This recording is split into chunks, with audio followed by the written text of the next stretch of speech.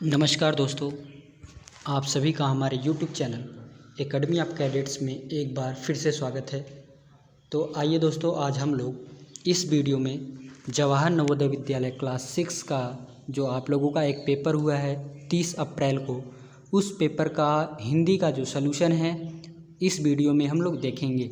तो एक बार सभी लोग शेयर कर देंगे। शेयर करने के बाद कमेंट करके बता देंगे क्या मेरी आवाज़ क्लियर है। अगर आवाज़ क्लियर हो तो हम लोग आगे बढ़ेंगे। और आपके स्क्रीन पे अनुच्छेद नंबर पहला दिख रहा होगा, इसे एक बार हम लोग पहले पढ़ेंगे। पढ़ने के बाद इसके उत्तर क्या होंगे वो हम लोग ढूंढेंगे। तो दोस्तों स्टार्ट करते हैं और देखते हैं इस अनुच्छेद में क्या है। पहले एक बार हम लोग इसे पढ़ लेते हैं। अनुच्छेद नंबर फर्स्ट आपकी स्क्रीन पे है। दूध सबसे अच्छा भोजन है। इसमें पानी, चीनी, चर्बी, वसा, विटामिन और प्रोटीन होते हैं। लोग भिन्न भिन्न पशुओं के दूध पीते हैं। इंग्लैंड और अनेक अन्य ठंडे देशों में गाय होती है। अरब और मध्य एशिया जैसे गर्म शुष्क स्थानों में ऊँट होते हैं। भारत में गाय और भैंस दोनों हैं। अनेक स्थानों पर बकरियां होती हैं। यदि लोग गाय और अन्य पशु रखते हैं तो उनको बहुत दूध मिलता है। दूध से वे मक्खन और चीज़ बना सकते हैं। यह ज़रूरी है कि जिस दूध का हम उपयोग करते हैं वह शुद्ध और विषाणु मुक्त होना चाहिए। अशुद्ध दूध से मानव शरीर को लाभ की बजाय हानि होती है। तो दोस्तों ये था गद्यांश। अब बढ़ेंगे पहले प्रश्न की ओर। ये आपके स्क्रीन पे प्रश्न लग चुका है। क्या है प्रश्न? लोग डैश पशु का दूध पीते हैं, एक जैसे, समान, भिन्न भिन्न, उसी तरह से। तो इसका जो सही उत्तर होगा वो भिन्न भिन्न हो जाएगा, यानी कि लोग भिन्न भिन्न पशुओं के दूध पीते हैं। फिर उसके बाद आगे बढ़ते हैं अगले प्रश्न की ओर। तो अगला प्रश्न क्या है? स्थानों में ऊँट रहते हैं। डैश है, स्थानों में ऊँट रहते हैं। ऊँट कहाँ रहते हैं, किस स्थान पे? शीतल, गर्म, जमे हुए या ठंडे? तो दोस्तों यहाँ अगर आप देखेंगे तो यहाँ लिखा है गर्म शुष्क स्थानों पर ऊँट रहते हैं, यानी गर्म शुष्क स्थानों पर क्या रहते हैं? ऊँट रहते हैं। तो यहाँ से हमें क्या मिल जाएगा? गर्म ये सही उत्तर हो जाएगा, यानी 62 गर्म स्थानों पर ऊँट रहते हैं। आगे बढ़ते हैं नेक्स्ट प्रश्न की ओर। यदि लोग गाय जैसे पशु रखते हैं तो उन्हें दूध मिलता है बहुत कम, थोड़ा, कम, बहुत सारा। तो जो इसका सही उत्तर होगा वो बहुत सारा, यानी कि यदि लोग गाय जैसे पशु रखते हैं तो उन्हें बहुत सारा दूध मिलेगा। आगे बढ़ते हैं। यह डैश कि जिस दूध का हम उपयोग करते हैं वो शुद्ध हो, आवश्यक, अनपेक्षित, अनावश्यक, गैर जरूरी। तो इसमें से जो सही उत्तर हो जाएगा वो पहला हो जाएगा, यानी कि आवश्यक है। यह आवश्यक है कि जिस दूध का हम उपयोग करते हैं वह शुद्ध होना चाहिए। शुद्ध नहीं होगा तो वो हानि पहुंचाएगा। हानि का अर्थ क्या होता है? हानि का अर्थ होता है क्षति। हानि का समानार्थी शब्द क्या होता है? क्षति। तो इस तरह से इसका जो सही उत्तर होगा वो क्षति हो जाएगा। आगे बढ़ते हैं नेक्स्ट अनुच्छेद की ओर। अनुच्छेद नंबर 2। इस अनुच्छेद को भी हम लोग एक बार पढ़ लेते हैं।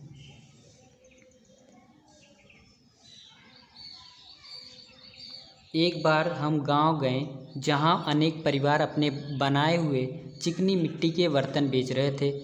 वहां हमें किसी परिवार के बनाए कृत्रिम फल और सब्जियों ने बहुत आकर्षित किया। हमने वहां ऐसे उत्तम आकारों और रंगों के बने सेब, संतरे और टमाटर देखे कि असली और उनमें अंतर करना मुश्किल था। प्रत्येक ने उनकी बहुत प्रशंसा की। तो ये थोड़ा सा छोटा सा गद्यांश था आपके पास, यह अनुच्छेद था। इसके प्रश्न क्या कह रहे हैं? कुछ परिवारों ने चिकनी मिट्टी के मेज और कुर्सी बनाए, फल और सब्जियां बनाई, खिलौने और बर्तन बनाए, गुल्लक बनाए। तो क्या बनाए थे दोस्तों? फल और सब्जियां बनाए थे। तो इस तरह से इस प्रश्न का जो सही उत्तर होगा वो सेकंड हो जाएगा, फल और सब्जियां। आगे बढ़ते हैं। हम मुश्किल से ही फलों और असली में अंतर कर सकते हैं। हम मुश्किल से ही प्राकृतिक, मूल, कृत्रिम, यथार्थ। तो इसमें से जो सही उत्तर होगा, हम मुश्किल से ही कृत्रिम फलों और असली में अंतर कर सकते थे। तो यहाँ क्या हो जाएगा? कृत्रिम मीन्स मानव, जो मानव बनाया है उससे कृत्रिम कहते हैं, यानी कि ये कृत्रिम है। तो हम मुश्किल से ही कृत्रिम फलों और असली फलों में अंतर जान सकते थे। आगे बढ़ते हैं। ऐसे शब्द क्या है? तो देखा होगा आपने, ऐसे बर्तनों के बारे में, ऐसे फलों के बारे में जो दिया गया था, तो वो क्या, यहाँ से मिल जाएगा आपको विशेषण, यानी ऐसा का जो प्रयोग हुआ है वो विशेषण के लिए प्रयोग हुआ है। आगे बढ़ते हैं। भेद का समानार्थी शब्द क्या है? भेद का समानार्थी शब्द अंतर हो जाएगा दोस्तों यहाँ से, यानी भेद का जो समानार्थी शब्द हो जाएगा वो अंतर हो जाएगा। आगे बढ़ते हैं। प्रत्येक का वही अर्थ है जो विशिष्ट का अर्थ है, हर एक का अर्थ है, सटीक का है या कुछ का। तो प्रत्येक का वही अर्थ है का मतलब होगा हर एक का, जो हर एक का मतलब वही प्रत्येक का भी हो जाएगा। तो ये था आपके 2 गद्यांशों के उत्तर। अब आगे बढ़ेंगे अगले गद्यांश की ओर। तो दोस्तों ये प्रत्येक का वही अर्थ होगा जो हर एक का होगा। भेद का समानार्थी क्या हो गया? अंतर। यहाँ से आप देख सकते हैं कैसे, अगर यहाँ टमाटर देखें कि असली और उनमें भेद करना मुश्किल था, यानी कि अलग करना, अंतर करना मुश्किल था। तो यहाँ से क्या हो जाएगा? भेद का मतलब अंतर हो जाएगा। आगे बढ़ते हैं गद्यांश नंबर 3 की ओर। ये आपके स्क्रीन पे गद्यांश नंबर 3 लग चुका है।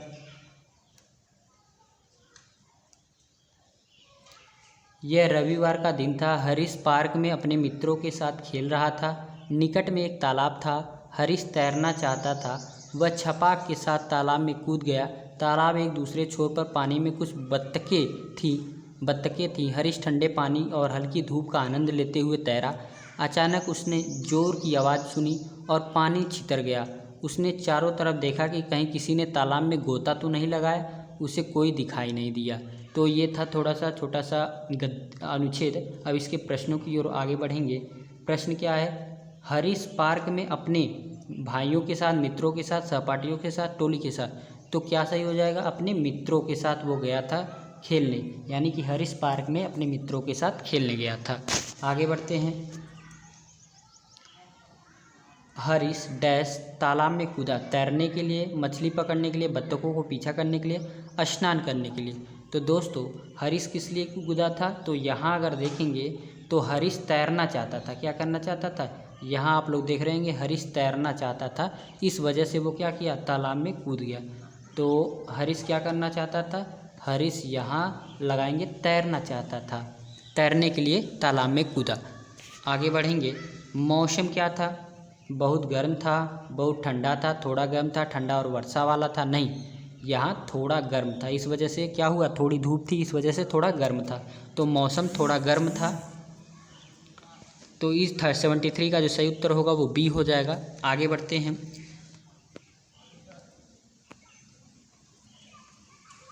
तालाब में और कौन था? कुछ बत्तखें थे, हरीश के मित्र थे, 2 लड़के थे, मछुआरे थे। तो तालाब में आपने अभी पढ़ा है तो कुछ बत्तखें थे, यानी कि इस तरह से जो सही उत्तर होगा 74 का कुछ बत्तखें हो जाएंगे, यानी कि पहला वाला। आगे बढ़ते हैं। गोता लगाना शब्द का वैसा ही अर्थ है जैसा डैश का है। फिसलना, गिरना, कूदना, चढ़ना। तो क्या हो जाएगा दोस्तों? कूदना, यानी कि जिस तरह से गोता लगाने का अर्थ है उसी तरह से कूदने का भी अर्थ है, सेम अर्थ है। आगे बढ़ेंगे नेक्स्ट प्रश्न की ओर।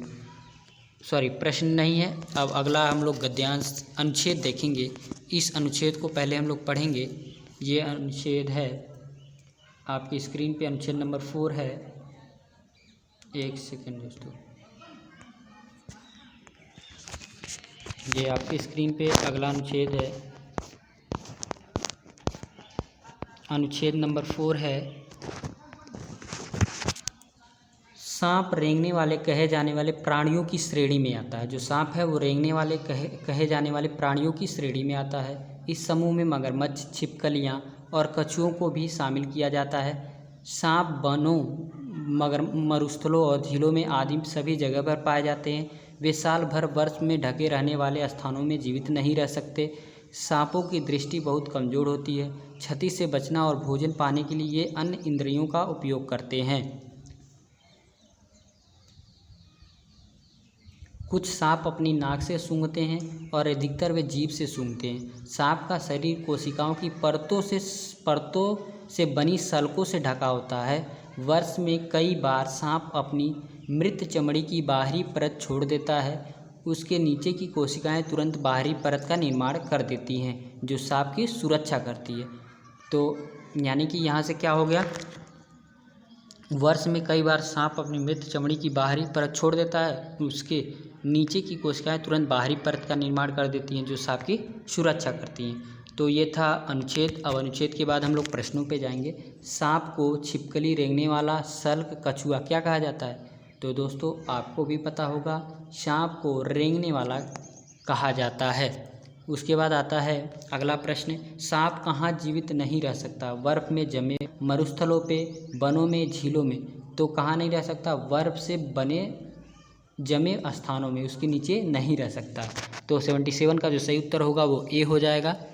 आगे बढ़ेंगे 78 की ओर। सांपों का की कमज़ोर होती है क्या? दृष्टि। क्या कमज़ोर होती है? दृष्टि कमज़ोर होती है। अगर एक बार आप फिर से चेक कर लेंगे, यहाँ अगर देखेंगे तो क्या लिखा है, सांपों की जो दृष्टि होती है वो क्या होती है, देखेंगे सांपों की दृष्टि बहुत कमज़ोर होती है। तो इस तरह से आपका जो सही उत्तर हो जाएगा वो क्या हो जाएगा, 78 का डी हो जाएगा, यानी कि दृष्टि। अब आगे बढ़ेंगे। सांपों को चोट लगने से बचाता है, कौन बचाता है? जीभ, मृत चमड़ी, सल्क, नाक। तो जो सही उत्तर होगा वो सल्क हो जाएगा, यानी सांप को सल्क बचाता है चोट लगने से। आगे बढ़ते हैं लास्ट प्रश्न की ओर। जीवित रहने शब्द का अर्थ है, यानी जीवित अभिप्राय है, किससे अभिप्राय है? जीना से अभिप्राय है, यानी जीवित रहने का मतलब ही जीना है। तो दोस्तों इस तरह से हम लोगों ने हिंदी के सभी प्रश्नों का उत्तर देख लिया है। तो आशा करता हूँ कि आप लोगों को ये सेशन पसंद आया होगा। अगर आपको पसंद आया होगा तो चैनल को सब्सक्राइब करने के साथ साथ वीडियो वाले लाइक बटन को भी प्रेस कर दीजिएगा और नोटिफिकेशन वाले बेल को प्रेस करके ऑन कर लीजिएगा, ताकि जब भी मैं कुछ आप तक पहुंचाने की कोशिश करूं तो आप तक पहुंचने में यानी कि हमें मदद मिल सके। तो आज के लिए बस इतना ही। धन्यवाद। फिर मिलते हैं किसी नेक्स्ट वीडियो में। तब तक के लिए बाय।